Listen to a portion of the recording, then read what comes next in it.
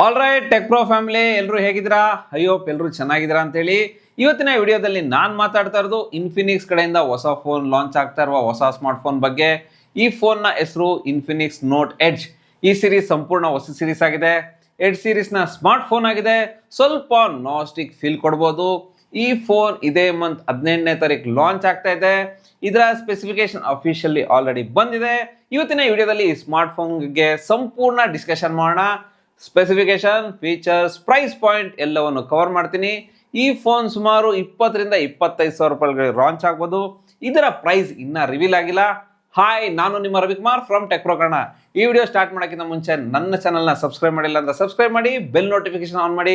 ಬನ್ನಿ ಈ ಫೋನ್ನ ಅನ್ಬಾಕ್ಸಿಂಗ್ ಮಾಡೋಣ. ಈ ಬಾಕ್ಸ್ ಓಪನ್ ಮಾಡ್ತಾ ಇದ್ದಂಗೆ ನಮಗೆ ಮೊಬೈಲ್ ಸಿಗ್ತಾ ಇದೆ. ಇದರ ಬ್ಯಾಗ್ ತುಂಬಾ ಚೆನ್ನಾಗಿ ಕಾಣುತ್ತೆ.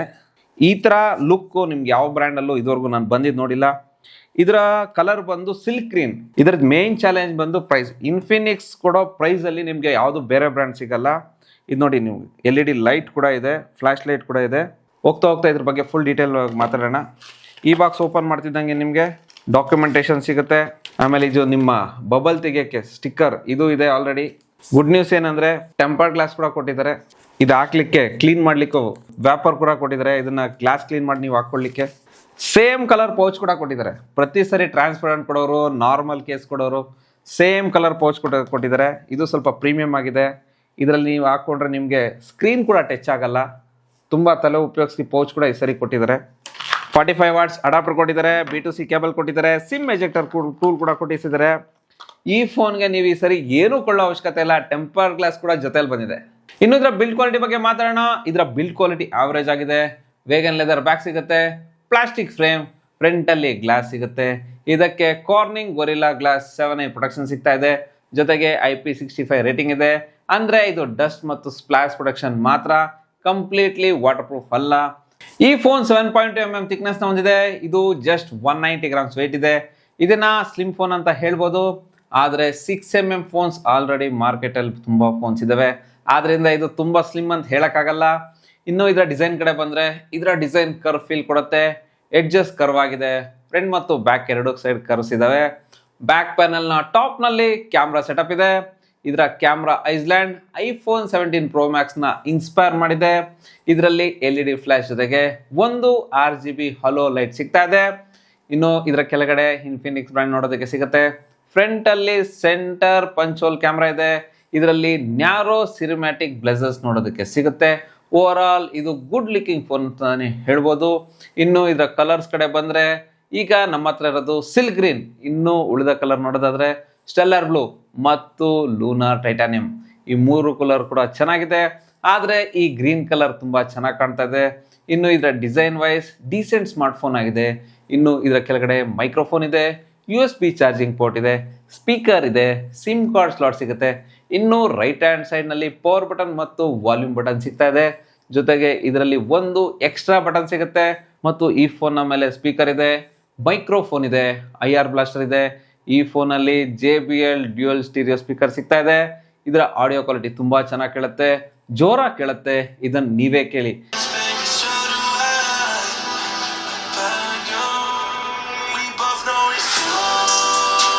ಈಗ ಇದರ ಡಿಸ್ಪ್ಲೇ ಬಗ್ಗೆ ಮಾತಾಡೋದಾದ್ರೆ, ಇದರಲ್ಲಿ 6.78 ಇಂಚಸ್ 3D ಕರ್ವ್ ಡಿಸ್ಪ್ಲೇ ಸಿಗ್ತಾ ಇದೆ.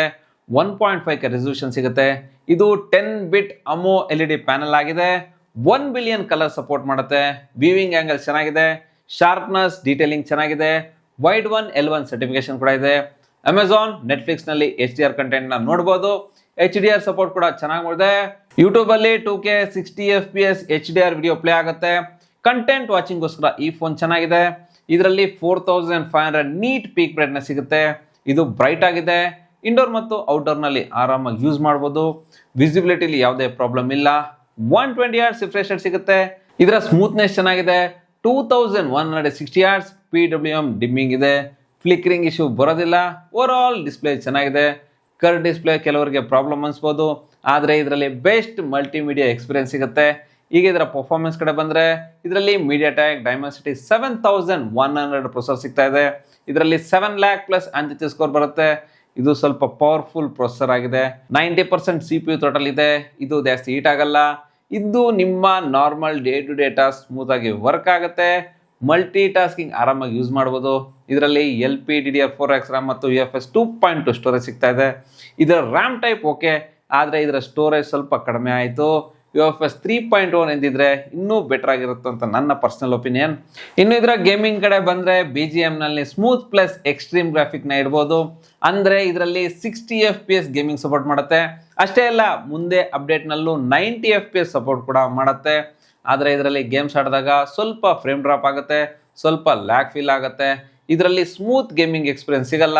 ಓವರ್ ಆಲ್ ಇದರ ಪರ್ಫಾರ್ಮೆನ್ಸ್ ಆವರೇಜ್ ಫೀಲ್ ಕೊಡುತ್ತೆ. ಇನ್ನು ಇದರ ಕ್ಯಾಮ್ರಾ ಬಗ್ಗೆ ಮಾತಾಡೋದಾದ್ರೆ ಇದರಲ್ಲಿ 50 MP ಪ್ರೈಮರಿ ಕ್ಯಾಮ್ರಾ ಸಿಗುತ್ತೆ. OIS ಸಪೋರ್ಟ್ ಇಲ್ಲ. AI ಸೆಕೆಂಡ್ರಿ ಕ್ಯಾಮ್ರಾ ಇದೆ, ಇದು ಅಷ್ಟೊಂದು ಯೂಸ್ಫುಲ್ ಇಲ್ಲ.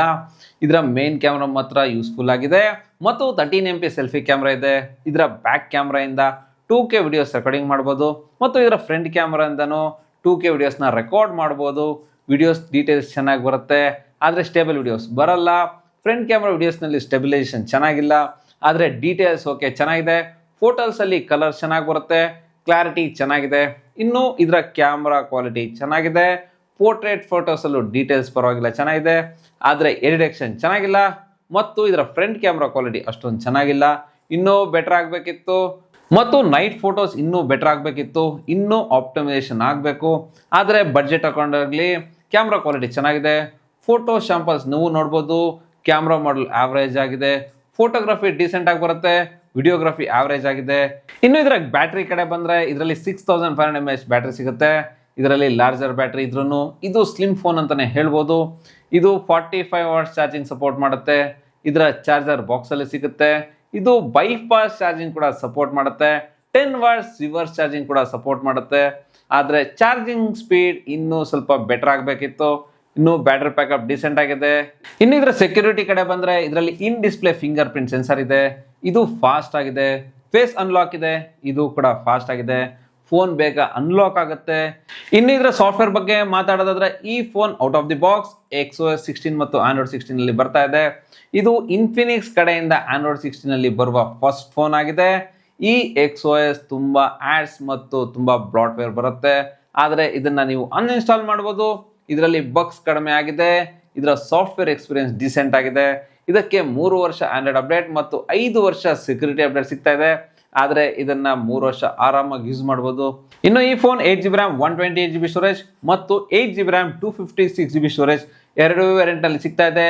ನನ್ನ ಪ್ರಕಾರ ಈ ಫೋನ್ ಅಂಡರ್ 20,000 ರೂಪಾಯಲ್ಲಿ ಲಾಂಚ್ ಆಗ್ಬೋದು. ಅಂದರೆ ಇದು 17,000 ರಿಂದ 18,000 ರೂಪಾಯಿ ಲಾಂಚ್ ಆಗುತ್ತೆ ಅಂತ ಒಂದು ರೂಮರ್ಸ್ ಇದೆ. 18 ಒಳಗಡೆ ಬಂದರೆ 8GB RAM 256GB ಇದು ಡೀಸೆಂಟ್ ಆಪ್ಷನ್ ಆಗಿರುತ್ತೆ. ಸೊ ಇದರ ಸ್ಪೆಸಿಫಿಕೇಶನ್ ಇದರ ಪ್ರೈಸ್ ತಕ್ಕನಂಗೆ ಆವರೇಜ್ ಆಗಿದೆ. 8 ಸೀರೀಸ್ ಅಂದರೆ ಹೊಸ್ತೇನಾದರೂ ಇರಬೇಕು ಅಂತ ನನ್ನ ಎಕ್ಸೆಪ್ಟೇಷನ್ ಇತ್ತು, ಆದರೆ ಮೋಸ್ಟ್ ಆವರೇಜ್ ಫೀಚರ್ಸ್ನ ಕೊಟ್ಟಿದ್ದಾರೆ. ಈ ಫೋನ್ ಬಗ್ಗೆ ನಿಮ್ಮ ಅಭಿಪ್ರಾಯ ಏನು? ಈ ಪ್ರೈಸ್ನಲ್ಲಿ ನೀವು ಪರ್ಚೇಸ್ ಮಾಡ್ತೀರಾ? ನೀವು ಎಷ್ಟು ಬಜೆಟ್ನ ಸ್ಪೆಂಡ್ ಮಾಡ್ತೀರಾ? ಕಮೆಂಟ್ ಮಾಡಿ. ಈ ವಿಡಿಯೋ ಇಷ್ಟ ಆದರೆ ಲೈಕ್ ಮಾಡಿ, ನಮ್ಮ ಚಾನಲ್ನ ಸಬ್ಸ್ಕ್ರೈಬ್ ಮಾಡಿ, ನಿಮ್ಮ ಫ್ರೆಂಡ್ಸ್ ಆ್ಯಂಡ್ ಫ್ಯಾಮಿಲಿಗೆ ಶೇರ್ ಮಾಡಿ. Ravikumar signing off. Thank you, ಧನ್ಯವಾದಗಳು.